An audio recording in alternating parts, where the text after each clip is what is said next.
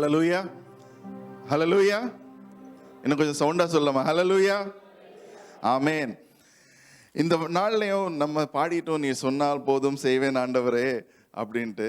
At the end of the sermon I am going to ask you, நீங்க சொன்னா செய்வீங்களா அப்படின்ட்டு. No, that is when we need to understand. Let us from the deep of our heart, நம்முடைய இருதயத்தின் ஆழத்திலிருந்து, let us ask one question. If you have the call of your life, உங்களுடைய வாழ்க்கையில் ஒரு அழைப்பு வரும் என்று சொன்னா, will you say, ஆண்டவரே, here I am? Will you answer the call? Answering the call. அதுதான் இன்றைக்கு என்னுடைய தலைப்பாக இருக்கிறது. Answering the call என்று சொல்லும்போது, one of the best examples, ஒரு எனக்கு அறிந்த வகையில் ஒரு முக்கியமான ஒரு எக்ஸாம்பிள் நான் பார்க்கும்போது, அப்போஸ்தலர் நடபடிகளில் நம்ம வாசிக்க கேட்டோம். There are two examples that I want to quote today. இன்றைக்கு ரெண்டு எக்ஸாம்பிள்ஸை நான் கோட் பண்ண விரும்புகிறேன். ஒன்று நமக்கு எல்லாருக்கும் தெரிந்த ஒரு விஷயம் தான், பால். ரெண்டாவது பேதுரு. இந்த ரெண்டு பேருமே இந்த புதிய ஏற்பாட்டில் ஒரு பெரிய ஒரு எழுப்புதலை கொண்டு வந்தவர்கள், பெரிய ஒரு மாறுதலை கொண்டு வந்தவர்கள். So these are the two people that we are going to meditate upon. அந்த காரியங்களை தான் நம்ம இன்னைக்கு பார்க்க போகிறோம்.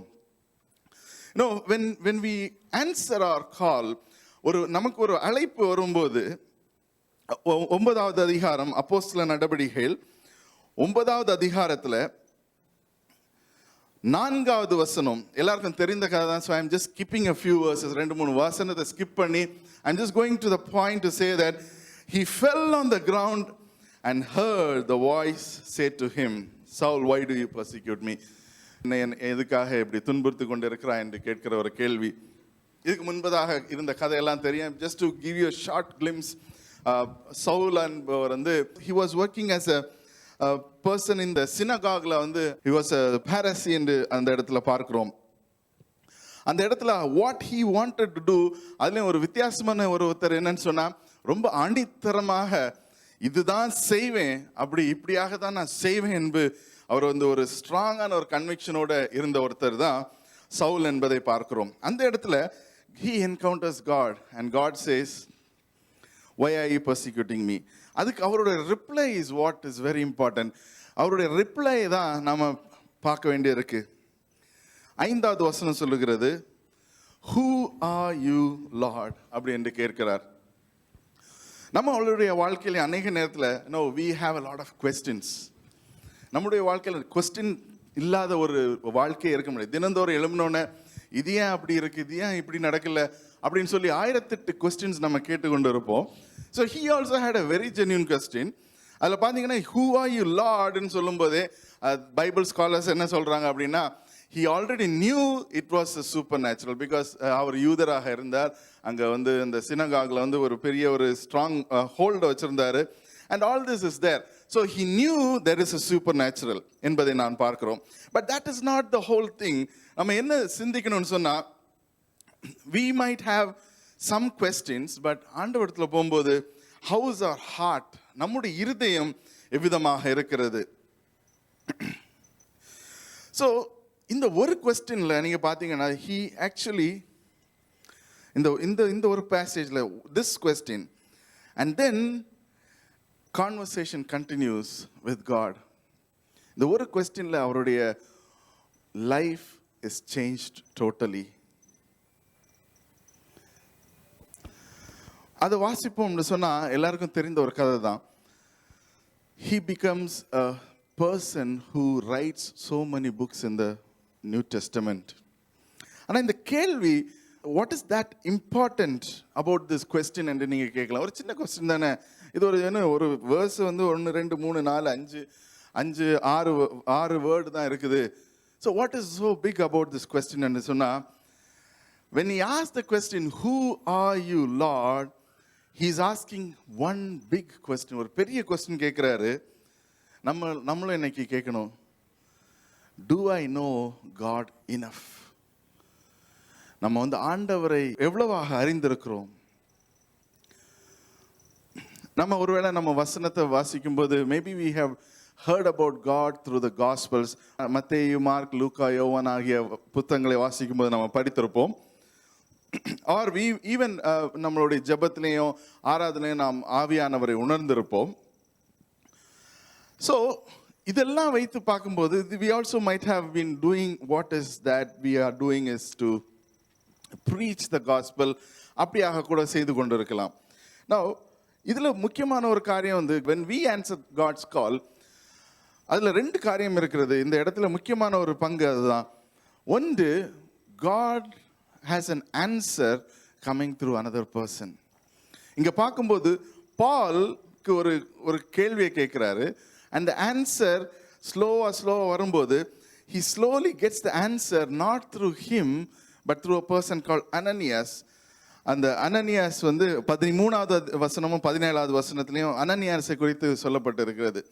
Now Paul was known to Ananias. ஏன்னா அனனியாஸ் அங்கே ரிப்ளை பண்ணும்போது சொல்கிறாரு, நிறைய ரிப்போர்ட்ஸ் கேட்டிருக்கேன் இவரை பற்றி அப்படின்ட்டு.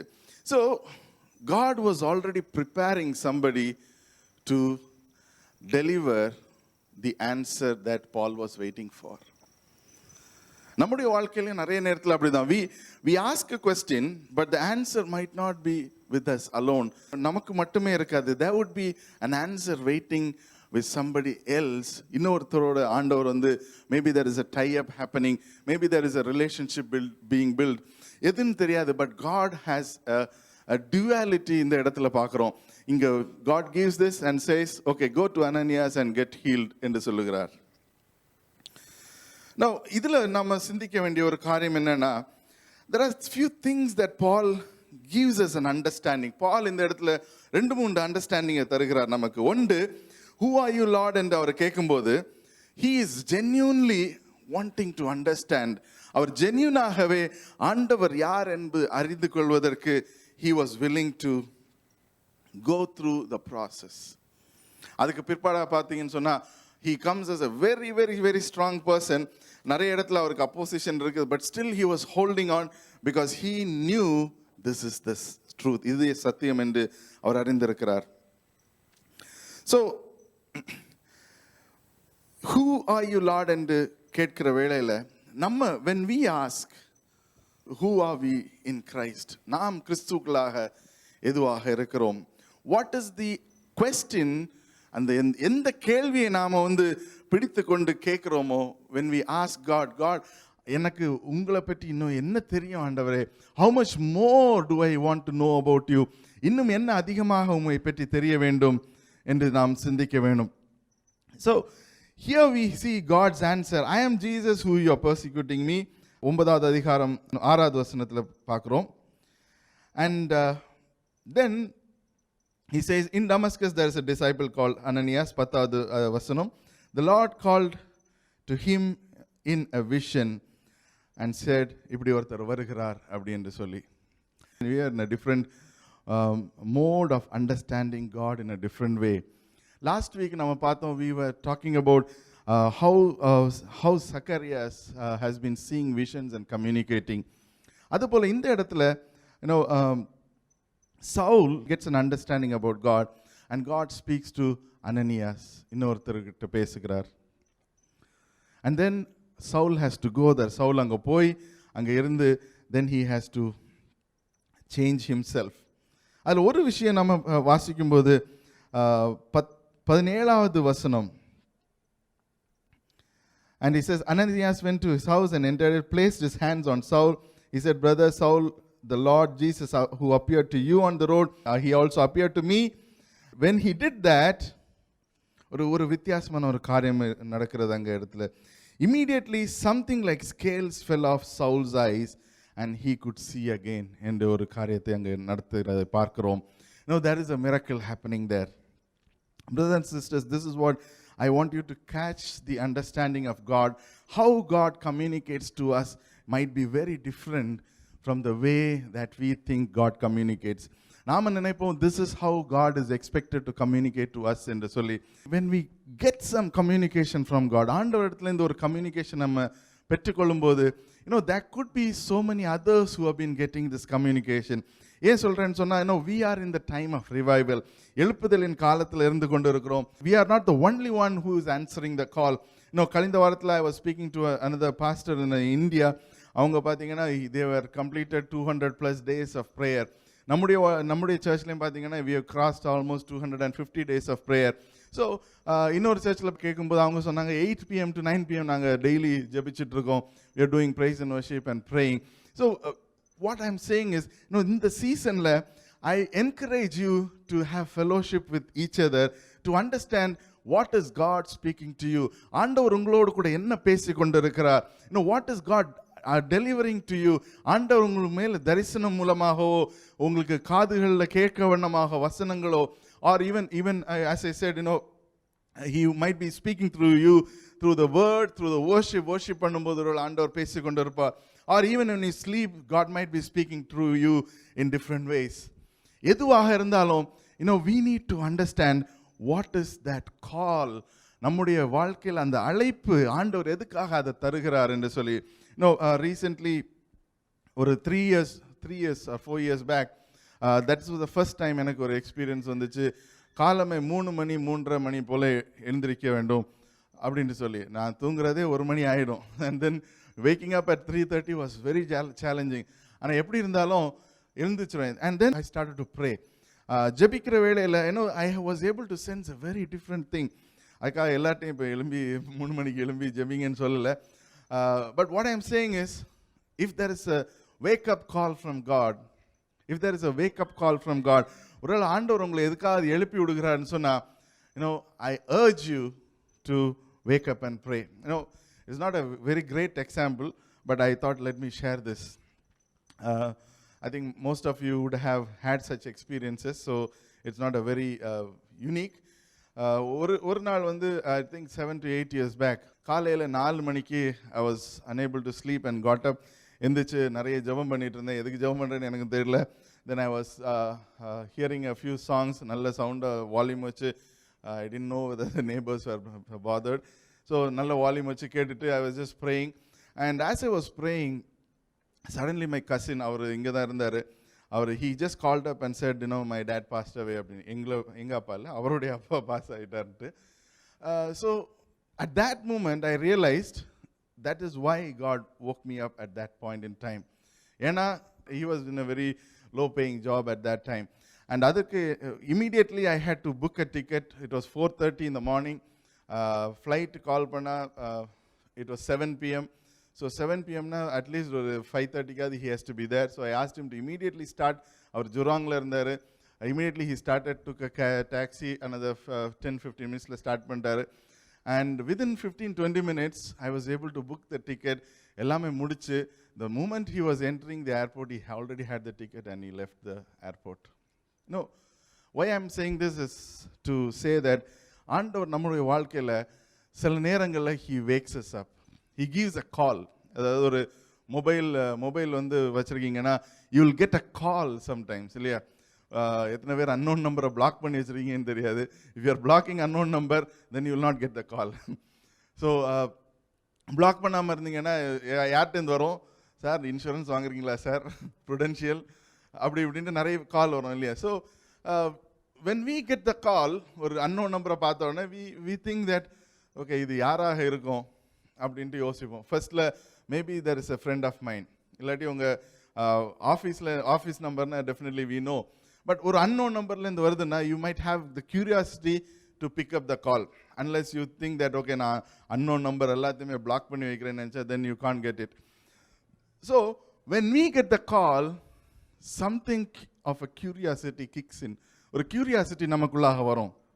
அதுபோல தான் when we understand, ஆண்டவருடைய அந்த காலை நம்ம அண்டர்ஸ்டாண்ட் பண்ணும்போது we need to be aware that there is something unique that is happening.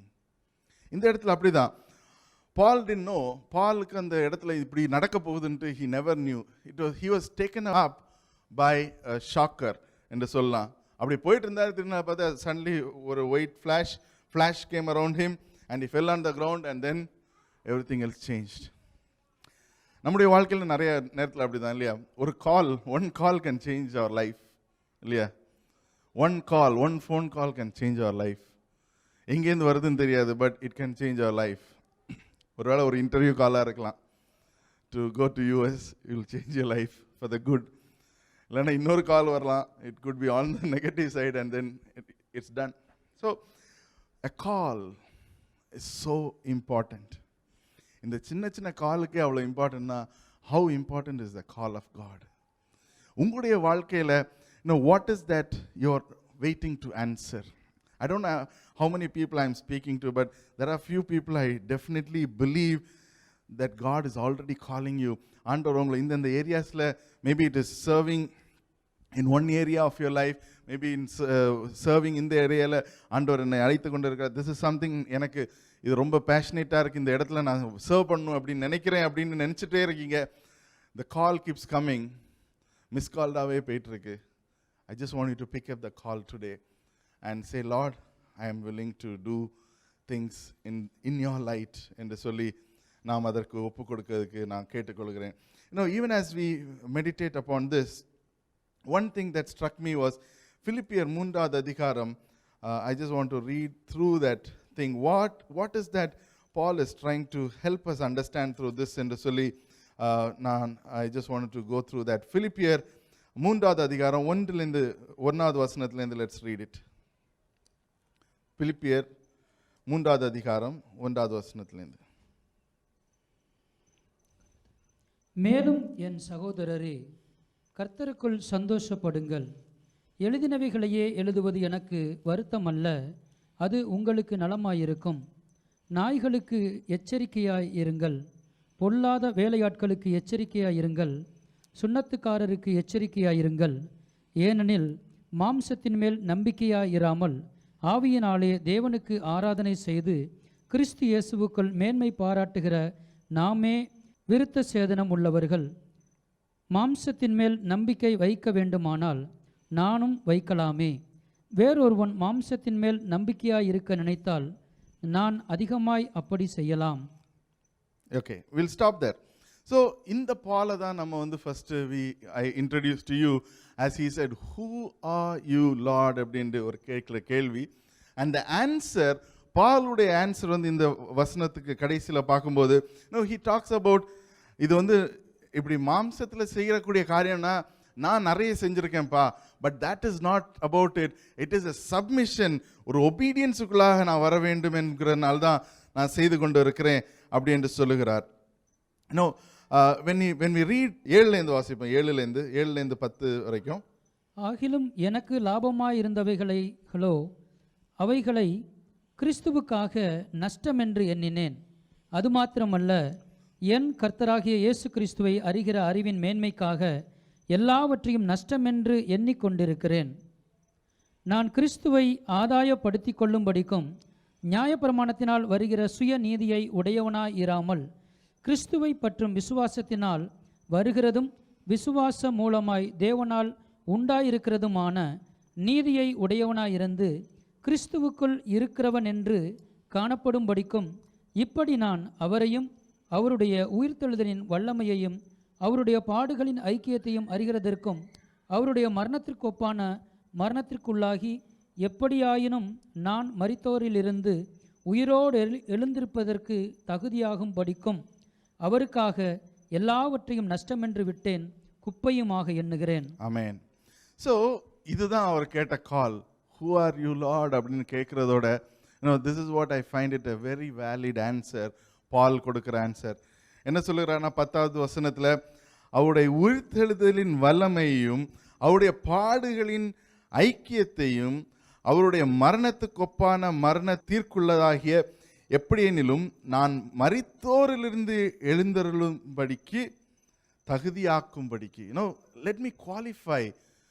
அவர் மரித்தோரிலிருந்து எழுந்திருந்தால் என்ற விசுவாசத்தில் இதெல்லாம் பார்க்கும்போது ஃபர்ஸ்ட் சொல்றாரு, if you think that you have to walk in flesh, மாம்சத்தில் செய்கிற காரியங்கள் சொன்னால் உங்களை விட எல்லாம் நானே அதிகமாக செய்யறதுக்கு திராணி உள்ளவனாக இருக்கிறேன். What ever he was capable என்று சொல்லி he is saying, but I just think அதெல்லாம் ஒரு குப்பை என்று எண்ணுகிறேன். because moment I asked that question, who are you அப்படின்ட்டு கேட்கும்போது the thing is he started understanding, கடவுளை குறித்து அதிகமாக அறிய தொடங்கினார். to the point that he says, nothing, எதுவுமே எனக்கு வேண்டாம்ப்பா. the resurrection, the power of resurrection, to experience the power of resurrection, and to renew, restore and to refresh myself. இன்றைக்கு நம்முடைய வாழ்க்கையிலையும் that's the question I want you to ask. அந்த கேள்வியை தான் நான் இன்னைக்கு உங்களிடத்துல கேட்கும்படியாக வேண்டிக்கிறேன். ஆண்டவரே, what is that you want me to do? Who are you, Lord, in my life? ஆண்டவரே, என்னுடைய வாழ்க்கையில நீங்க யாராக இருக்கிறீங்க? What is that you have for me in my life? ஆண்டவரே, நான் உம்மை இன்னும் எவ்வளவு அறிந்திருக்கிறேன், இன்னும் எவ்வளவு அறியாமல் இருக்கிறேன் என்று நாம ஒரு நிமிஷம் சிந்தித்து பார்ப்போம்னு சொன்னா we would go in the right direction. ஆண்டவரே, what do you want me to do? Lord, what is that you want me to do? என்று நம்ம கேட்கும்போது ஆண்டவருடைய டைரக்ஷன்ல he will let us go. எப்போன்னு சொன்னா just like Paul says, 3வது அதிகாரத்தில் சொல்றவனமாக, if anyone else thinks he has a reason to put confidence in flesh, I have more. 4வது வசனம் பகுதியிலேருந்து, மாம்சத்தின் மேல் நம்பிக்கை வைக்க வேண்டுமானால் நானும் வைக்கலாம். வேறொருவன் மாம்சத்தின் மேல் நம்பிக்கையாய் இருக்க நினைத்தால் நான் அதிகமாய் அப்படி செய்யலாம். அதிகமாய் அப்படி செய்யலாம். Why he tries to qualify himself? அதை கண்டினியூஸா படிக்கலாம். நான் 8ஆம் நாளில் விருத்த சேதனம் அடைந்தவன். ஓகே, முதல்ல விருத்த சேதனம் பண்ணிட்டேன். இஸ்ரவேல் வம்சத்தான். நான் இஸ்ரேல்ல உள்ளவன். பென்யமீன் கோத்திரத்தான். பெஞ்சமின் கோத்திரத்துல உள்ளவன். எபிரேயரில் பிறந்த எபிரேயன். எபிரேயருக்கெல்லாம் எபிரேயன். நியாய பிரமாணத்தின்படி பரிசேயன். பரிசேயனா இருக்கிறேன். பக்தி வைராக்கியத்தின்படி சபையை துன்பப்படுத்தினவன். வைராக்கியத்துல டாப். நியாய பிரமாணத்திற்குரிய நீதியின்படி குற்றம் சாட்டப்படாதவன். நியாய பிரமாணத்தை படி பார்த்தா நான் வந்து கிளியர்ப்பா, என்னுடைய சிட்டெல்லாம் கிளியர் அப்படின்னு சொல்லுகிறார். நோ, திஸ் இஸ் ஹி, இந்த குவாலிட்டி, இந்த லெவல்ல இருந்துட்டு அவர் சொல்றாரு, நான் எல்லாமே everything I consider is as rubbish. நம்ம ரபிஷ்ல ஏதோ போடுவோம், ஐஃபோன் 11 தூக்கி போட்டுருவோம் இல்லையா, அப்படி தூக்கி போட்டு இதெல்லாம் வேண்டாம்ப்பா குப்பையா எண்ணுகிறேன். எத்தனை பேர் செய்ய முடியும்? How many of you will really do? IPhone 12 யாரெல்லாம் வாங்கியிருக்கீங்கப்பா? யாரும் வாங்கியிருக்கீங்களா? பிரேம் தான் கை ஊத்துறாரு. ஐஃபோன் 12 எடுத்து குப்பையில் போடுங்க. You will never do that because there is a value. But Paul இங்க என்ன சொல்றாரு? இதெல்லாம் ஒண்ணுமே இல்லப்பா, everything I just put it on because knowing God is knowing everything. Hallelujah. ஆண்டவரை அறிகிற அறிவில். ஸோ நான் சொன்னேன், I just gave an example of waking up in the morning, waking up in the night, waking up எத்தனை பேருக்கு 9 மணி. Last ஒரு வாரத்துக்கு முன்பாக we started something called 12 to 6 நடு ஜாம ஜபம் அப்படின்ட்டு ஒன்று ஸ்டார்ட் பண்ணோம். ஸ்டார்ட் தான் பண்ணியிருக்கோம், முடிக்கல.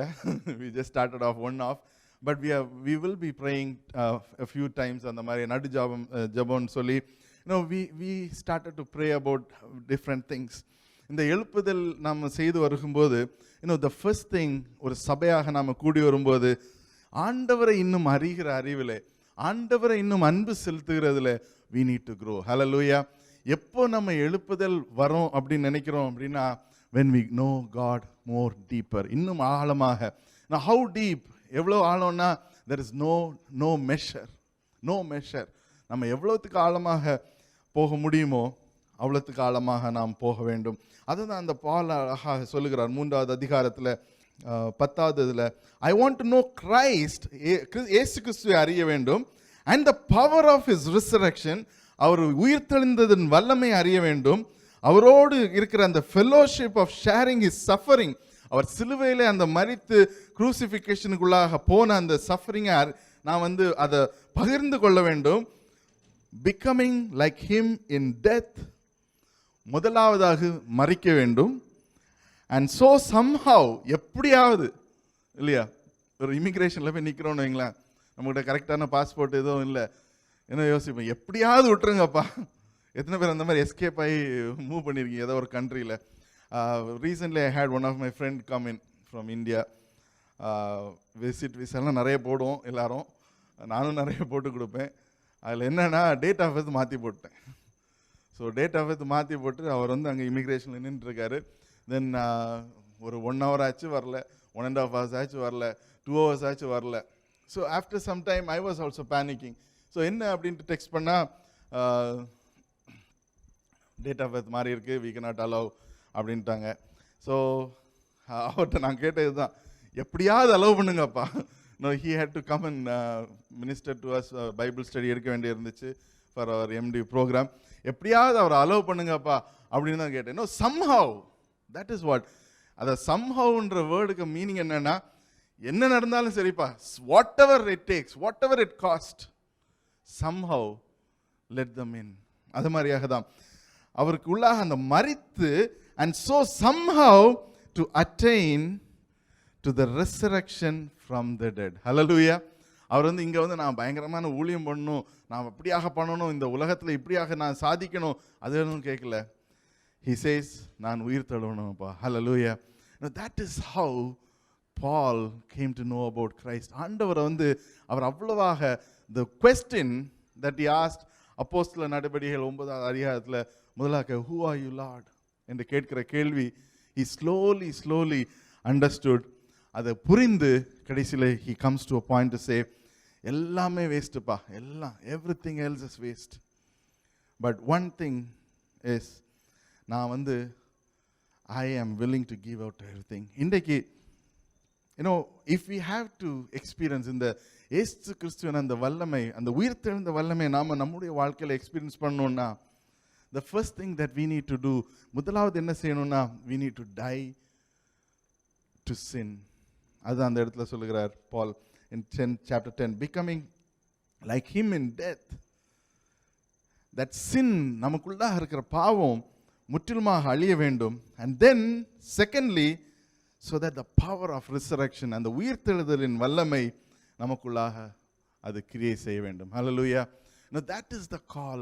God calls, answering the call அப்படின்னு சொல்லும்போது, the first thing is to qualify ourselves to say, Lord, ஆண்டவரே நான் குப்பையாக எண்ணுகிறேன், ஆண்டவரே முற்றிலுமாக I am nothing, oh Father. ரெண்டாவது, Lord, I am submitting myself. என்னுடைய பாவங்கள் என்னுடைய நீதிபடி இல்லை. பால் இந்த இடத்துல தான் சொல்லுகிறார், சுயநீதி according to the law of Moses, அதுபடி பார்த்தா நான் பெர்ஃபெக்ட்டுப்பா, எதுவுமே செய்யல, எல்லாமே கரெக்டாக செஞ்சுருக்கேன். But when I look into the righteousness of Christ, இயேசு கிறிஸ்துவின் அந்த நீதியை பார்க்கும்போது I am nowhere. Amen. Hallelujah. No, that is, அதுதான் நம்ம சிந்திக்க வேண்டிய ஒரு காரியம். When we are willing to answer the call, நம்முடைய நீதி, நம்முடைய சுயநீதி எல்லாவற்றையும் எடுத்து, let us give it to God and say, Lord, I am submitting myself. The significance, அந்த பால் வந்து அனனியாஸை மீட் பண்ணும்போது ஒரு அற்புதமான ஒரு காரியம் நடக்குதுங்க. அதில் வந்து அவர் கையை வைத்து ஜெபம் பண்ணுகிறார், அந்த ஸ்கேல்ஸ் கேம் அவுட் என்று சொல்லி அந்த இடத்துல பார்க்குறோம். ஸ்கேல்ஸ்ன்னு சொன்னால் நமக்கு எல்லாருக்கும் தெரிஞ்சது பாம்போட ஸ்கேல்ஸ் தான். பாம்பு வந்து என்ன செய்யணும், ஒரு நேரத்தில் it will take off all the scales and become new. Amen. So இது வந்து டெக்னிக்கலி ஃபிசிக்கலி தேசே இட் இஸ் ஒரு அதுக்கு மேலே ஒரு லேயர் மாதிரி இருக்குது. அந்த லேயரை வந்து ரிமூவ் பண்ணி விழுந்ததுனால அதை வந்து ஸ்கேல்ஸ் அப்படின்னு சொல்கிறாங்க அப்படின்ட்டு. when you look into the spiritual significance, spiritual areasல நம்ம பார்க்கும்போது, it is to remove our old self so that we can renew ourselves. Hallelujah. And that is when அடுத்தது இமீடியட்டாக பார்த்தீங்கன்னா என்ன பண்ணுறாரு பால், போய் பேப்டிசம் எடுக்கிறார்.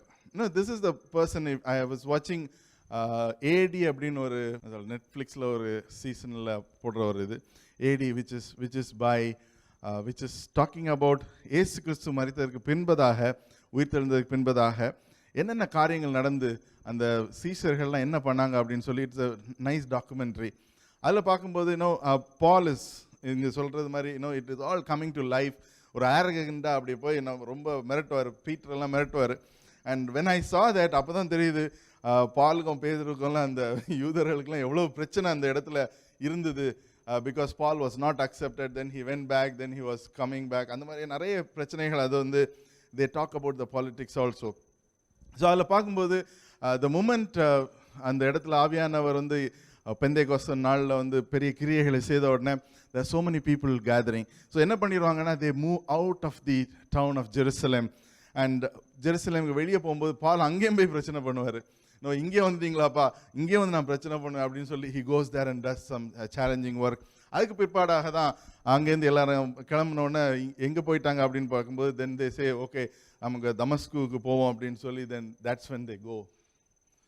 So he was very arrogant அந்த டைமில். ஆனால் இதெல்லாம் முடிச்சு பார்க்கும்போது அப்போஸ்தலர்களை அனனியாஸ் அந்த கை வைத்து ஜெபித்ததற்கு பிற்பாடாக இமீடியட்லி அதுக்கு பிற்பாடாக பார்த்தீங்கன்னா he got up அதுக்கு அடுத்த வசனமே சொல்லுது, அடுத்த லைன் சொல்லுது, the scales came out என்று சொல்லி முடிந்த உடனே he got up and was baptized, and after taking some food he regained his strength. Immediately என்ன செய்தார்னு சொன்னா he went into baptism. Hallelujah. That is the commitment that we see in Paul. நம்முடைய வாழ்க்கையிலையும், I'm not asking you to go and do a baptism again, but let us think about it. இந்த scales என்றது நம்முடைய பழைய வாழ்க்கையா இருக்கலாம், நம்மளை மூடி மறைத்து வைத்திருக்கிற கண்களில் something that we are not able to see இருக்கலாம், அந்த ஸ்பிரிச்சுவல் ஐஸாக இருக்கலாம், ஒருவேளை நீங்கள் ஆண்டவர் சொல்லுகிற காரியங்களை பார்க்க முடியாதவர்களாக இருக்கலாம், ஒருவேளை ஐஸ் ஆஃப் டிசர்ன்மெண்ட்டாக இருக்கலாம். Whatever it means to you, இன்றைக்கு அதை let us shed off. Now this is the first thing that I want you to do, to answer the call. ஆண்டவருடைய அந்த கால் ஆன்சர் பண்ணுறதுன்றது, it is not just to say yes Lord I am வரேன் அப்படின்றது இல்லை. It is to come to a point to say, ஆண்டவரே நான் எதுவுமே இல்லை, எல்லாமே குப்பையாக எண்ணுகிறேன், I am completely surrendering myself to you.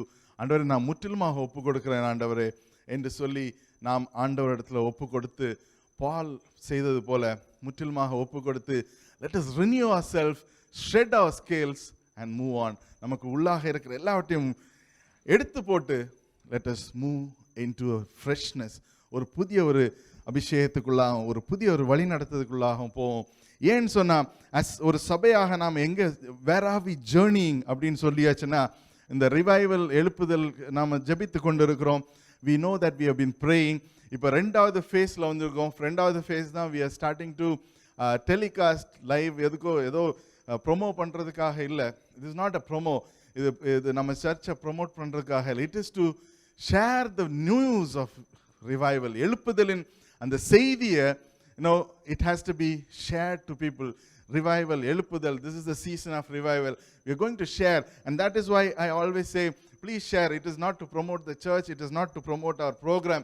அதுக்காக இல்லை. when somebody is sharing, அவங்க யாரோ ஒருத்தங்க ஃபேஸ்புக்கில் அவங்க பார்ப்பாங்க, யாரோ ஒருத்தங்க யூடியூப்ல பார்ப்பாங்க, லிங்க் பார்ப்பாங்க, and then they will be touched. It's not necessary they must be coming here. அவங்க சபையில் இருக்கிற இடத்துல if they can be revived, that is what we want. Hallelujah. No, that is, இது ஒரு சின்ன ஒரு காரியம் தான். That is something we can all do. And ரெண்டாவது, we are not only இது மட்டும் இல்லை, we are also going to go into regional based prayer. Regional based prayer மட்டும் இல்லை, ஒரு ரீஜனான 5 ரீஜனாக ஜெபித்து கொண்டு இருக்கிறோம். ஈஸ்ட் ரீஜனுக்காக ஜெபித்து கொண்டு இருக்கிறோம், நார்த் ரீஜனுக்காக ஜெபித்து கொண்டு இருக்கிறோம், சென்ட்ரல் ரீஜனுக்காக ஜெபித்து கொண்டு இருக்கிறோம், நார்த் ஈஸ்ட் ரீஜனுக்காக ஜெபித்து கொண்டு இருக்கிறோம், அண்ட் வெஸ்ட் ரீஜனுக்காக ஜெபித்து கொண்டு இருக்கிறோம். God has given us lot of information. அநேக இன்ஃபர்மேஷன் இருக்கு. I think I shared before also. ஒரு block wise we are going to pray at the end of when we are hitting the right time. ஆண்டவர் அந்த நாட்களை நமக்கு குறித்து கொண்டிருப்பார். But one thing that I am realizing, ஒரு காரியம் என்னன்னு சொன்னா, when we answer the call, sometimes we all pray, எல்லாரும் ஜெபிப்போம், ஆண்டவரே எங்களுக்கு அந்த ப்ளூ பிரிண்டை கொடுத்துருங்க ஆண்டவரே. எத்தனை பேர் இப்படி ஜெபிச்சிருக்கோம்? ஆண்டவரே என்னுடைய வாழ்க்கையில் எனக்கு ப்ளூ பிரிண்டை கொடுத்துருங்கப்பா, நான் 70 வயசுல என்ன எப்படி இருப்பேன், ஆண்டவரே எனக்கு தரிசனம் கொடுங்கப்பா. No, if God shows that, will you walk their way? Or how God works is, this is my experience and also a lot of people can rally with it. நீ ஒரு ஸ்டெப் எடுத்து வைப்ப, அடுத்த ஸ்டெப் ஓப்பன் பண்ணுவேன், அடுத்த step எடுத்து அடுத்த step open பண்ணு. Hallelujah. That is how God works in. So now we are in revival part 1. part 2க்குள்ளாக வருகிறோம். We are going to pray. எதற்காக ஜெபிக்க போகிறோம்னா, we need places to pray for. Either we go and ask a church, ஒரு சபையை கேட்கலாம், or we might be asking somebody to help open their place இருக்கலாம், or maybe rent a place இருக்கலாம், எதுவாக இருந்தாலும் சரி. But one thing I realize personally, என்னன்னு சொன்னா, ஒரு பாலை ஒரு இடத்துல கடவுள் எழுப்பினார்னா இன்னும் அரண்யாஸ் எழுப்பியிருப்பார். Hallelujah. Hallelujah. That is how God works. God works in a duality. He works in a relationship manner. அந்த மாதிரியாக தான். One more example, let us see. One more example. 10வது அதிகாரத்தில் நம்ம வாசிச்சோன்னமாக, 10வது அதிகாரத்தில், when God called Peter to go into the Gentiles, and the Cornelius பேதுருவை பார்க்கும்போது அவங்க that is the first time that the gospel is being going to the Gentiles என்று பார்க்கிறோம். But technically it was Philip who actually took it further. But before that பேதுரு வந்து கொர்னிலியஸ் அந்த ட்ரீமை பார்க்குறோம், நிறைய மிருகங்கள் வருது அப்படி இப்படின்ட்டு நிறைய dream. we are not going to do the dream is to help Peter to understand, எப்பா இந்த மாதிரியா இருக்காங்கப்பா, நீ வந்து ஒன்றை ரெடி பண்ணிட்டேன். இங்கே பேதுருவை ரெடி பண்ணும்போது God was preparing Cornelius. Hallelujah. அதை வாசிச்சிங்கன்னு பார்த்தீங்கன்னா when 10வது அதிகாரம் 4வது வசனத்தில் there is another question here. அந்த இடத்துல என்ன, கொர்னிலியஸ் வந்து 3வது வசனம் வாசிக்கலாம், 1-4 வரைக்கும் வாசிக்கலாம். சாப்டர் 10 1-4. இத்தாலியா பட்டாளம் எனப்பட்ட பட்டாளத்திலே 100க்கு அதிபதியாகிய கொர்நேலியு என்னும் பெயர் கொண்ட ஒரு மனுஷன் செசரியா பட்டணத்தில் இருந்தான். அவன் தேவ பக்தியுள்ளவனும் தன் வீட்டார் அனைவரோடும் தேவனுக்கு பயந்தவனுமாயிருந்து ஜனங்களுக்கு மிகுந்த தர்மங்களை செய்து எப்பொழுதும் தேவனை நோக்கி ஜெபம் பண்ணி கொண்டிருந்தான். பகலில் ஏறக்குறைய 9ஆம் மணி நேரத்தில் தேவனுடைய தூதன் தன்னிடத்தில் வரவும் கொர்நேலியுவே என்று அழைக்கவும் பிரத்யட்சமாக தரிசனம் கண்டு அவனை உற்று பார்த்து பயந்து, ஆண்டவரே என்ன என்றான். ஆண்டவரே இது என்ன என்றான். another question, ஒரு questionக்கு God already has prepared an answer.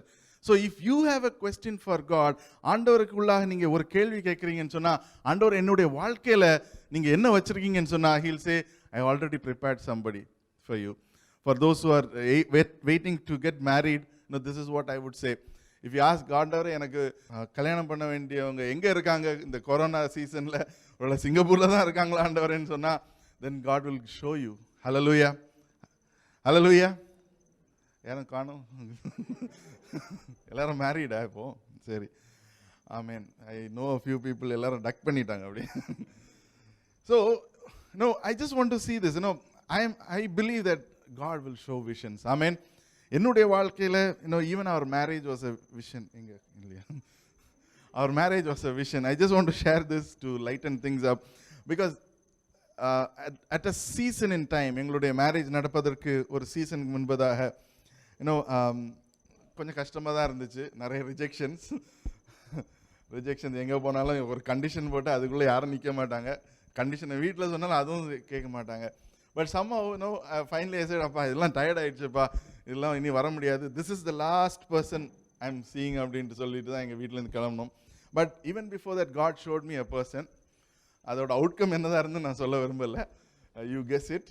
And God showed me Babita, the wife who is now. காமிச்சாங்க, சரி பார்த்தாச்சு, அதை பற்றி டிஸ்கஷன் க்ளோஸ்ட் அப்படியே வச்சுட்டோம். That was in the month of October. Then in the month of December, when I met her, I knew this is the person. Amen. It can be a deja vu or whatever you want to call it, but I believe that it was a vision that God has put us together. Amen. So I just want you to encourage, என்னுடைய வாழ்க்கையில் ஆண்டவர் வந்து தரிசனங்கள் மூலமாக பேசிக்கொண்டு இருக்கிறார். And I believe that God is also speaking to many in this place. தரிசனம் மூலமாகவோ ஒரு வசனத்தின் மூலமாகவோ ஒருவேளை ஒரு வார்த்தையின் மூலமாகவோ God is speaking to each and every one of us. And this is இன்றைக்குள்ள வசனம், it is to remind you that when God speaks, he also has an answer. Hallelujah. உங்களுக்கு நீங்க ஒரு கேள்வி கேட்கும்போது, when you encounter God, பால் அந்த இடத்துல ஒரு கடவுளை என்கவுண்டர் பண்ணுகிறார். and he had a question, ஆண்டவரே who are you Lord என்று கேட்கும்போது he says, this is what I have for you. I am not looking at you as Saul என்று சொல்லல. when you change yourself, நீ அந்த இடத்துல அந்த ஸ்கேல்ஸை கழட்டி போட்டு அந்த இடத்துல பேப்டிசம் எடுத்துட்டு, then you are going to go into greater things and பெரிய காரியங்களை செய்வதற்கு நான் உன்னை வைத்திருக்கிறேன். இந்த இடத்துலையும் பீட்டர் வந்து நம்ம நினைப்போம், பீட்டர் அங்கே போனார், அங்கே நிறைய விஷயம் அவர் பேசுகிறாரு, அவர் நிறைய டயலாக் பேசிகிட்டு இருக்காரு. and then suddenly out of everything the Holy Spirit takes over. Hallelujah. அந்த 10வது அதிகாரத்தில் 44வது வசனத்தில் இருக்கும்போது, while Peter was still speaking, நிறைய விஷயத்தை பேச, நான் அப்படியாக்கும், நாங்கள் வந்து யூதர்களுக்கு தான் பண்ணுவோம், நீங்கள் வந்து யூதர் இல்லாத மக்களாக இருக்கீங்க அப்படி நிறைய ஜஸ்டிஃபிகேஷன் பண்ணி அவர் he was waiting for the right moment to launch his dialogue இருக்கலாம், எதுவாக இருந்தாலும் சரி. But 44 says, as they were conversing, பேசிக்கொண்டு இருக்கிற வேளையே ஆவியானவர் வந்து அந்த இடத்துல, then the Holy Spirit just took over.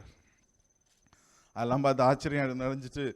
அதுக்கப்புறம் மறுபடியாக பீட்டர் வராரு. 11வது அதிகாரத்தில் பார்த்தீங்கன்னா Peter began to explain everything. அவருக்கு என்ன என்கொயரி, உடனே என்கொயரி போட்டாங்க, யார் யூதர்கள் வந்து அவங்க திருப்பி வந்தோடனே, என்னப்பா நீ போய் ஒம்பாட்டுக்கு அவங்களுக்குலாம் பேப்டிசம் கொடுக்குற, என்னெல்லாமோ செய்கிற, what is that you are doing அப்படின்னு சொல்லி, then Peter has to explain and then everything gets settled there. ரொம்ப செட்டில் ஆகலை, there were issues there. But what we want to focus there is Peter answered the call. Hallelujah. அவனுக்கு தெரியும், நான் செய்கிறது வந்து out of the ப்ளூவாக இருக்கலாம். Maybe I am doing something because I desire to do because God has put in to me.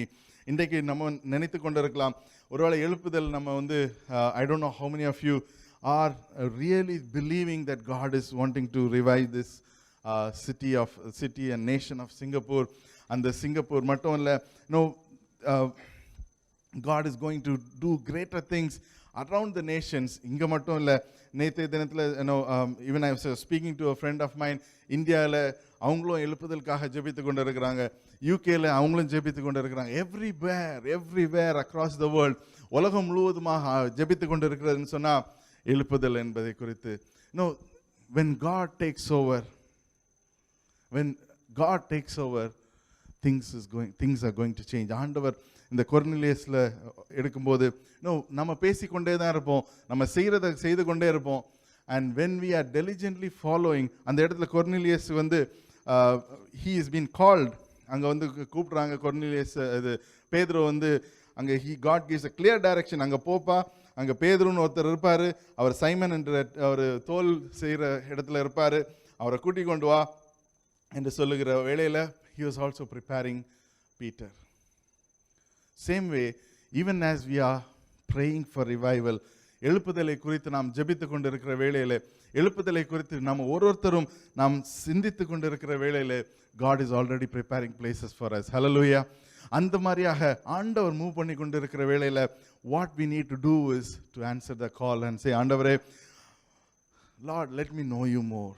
Let me know you more. ஆண்டவர், இன்னும் உங்களை பற்றி இன்னும் நாங்கள் அதிகமாக அறியணும் என்று சொல்லி நாம் சிந்திப்போம். பேதுருவை போல let us all look into, ஆண்டவரே, நாங்கள் நிறைய காரியங்கள் என்னெல்லாமோ செய்யலாம், but we surrender, let Holy Spirit take control. Holy Spirit, ஆவியானவர் எடுங்க, வழி நடத்துங்க. You take control over us, so Father, எங்களை முற்றிலுமாக கண்ட்ரோல் பண்ணி நீங்கள் நடத்தி கொண்டு போங்க என்று சொல்லி we are supposed to be surrendering. அந்த surrendered லைஃப்பில் தான் நமக்கு ஒரு வெற்றி இருக்கிறது, சரண்டர்ட் லைஃப்பில் தான் ஒரு ஜெயம் இருக்கிறது. God is changing the course. ஆண்டவர் வந்து அந்த டைரக்ஷனை மாற்றி கொண்டு இருக்கிறார். And it is only right for us to say, Lord, I am willing to come the way that you want me to go. ஆண்டவரே, எங்களோட சபையாக இருக்கலாம், தனிப்பட்டவராக இருக்கலாம், தனிப்பட்ட முறையாக இருக்கலாம், ஃபேமிலியாக இருக்கலாம், எந்த விதமாக இருந்தாலும் சரி, Lord, I am willing to come the way that you want me to go, Father. முற்றிலுமாக ஒப்பு கொடுக்கிறேன் ஆண்டவரே. Like Paul, like Peter, I'm willing to change the course. I'm willing to change the course and the direction. இன்றைக்கு ஆண்டவரே, both of them are great people. ஆண்டவர் எடுத்து பயன்படுத்தின மக்கள். And today God is wanting to use you. The question is, எத்தனை பேர் இந்த இடத்துல ஆண்டவருக்கு, Lord, I am willing to surrender and willing to humble myself to know you, இன்னும் அதிகமாக உம்மை பற்றி அறிய வேண்டும் ஆண்டவரே. Yes, that is the first and primary thing. It is not about asking God blueprint. God will direct us. When God gives the vision, He also shows the person that we need to go to. God knows what to do. ஆண்டவருக்கு தெரியும் என்ன செய்யணும், because we are in total commitment and surrender to God. When we do that, அது செய்யும்போது ஆண்டவர் நம்முடைய வாழ்க்கையில் சீரமைக்க தொடங்குவார். He will start restoring our life. He will start restoring our relationships. நம்ம செய்ய வேண்டியதெல்லாம், let's connect with God. ஆண்டவர் நம்மளோடு கூட பேசி கொண்டு இருக்கிற நாட்கள் இது. ஆண்டவர் நம்மோடு கூட தரிசனங்கள் மூலமாக பேசி கொண்டு இருக்கிற நாட்கள் இது. ஆண்டவர் நம்மளோடு கூட வார்த்தையின் மூலமாக பேசி கொண்டிருக்கிற நாட்கள் இது. ஆண்டவர் நம்மோடு கூட ஆவியானவர் மூலமாக உணர்த்தி கொண்டிருக்கிற காலம் இது. Let us open our hearts tonight.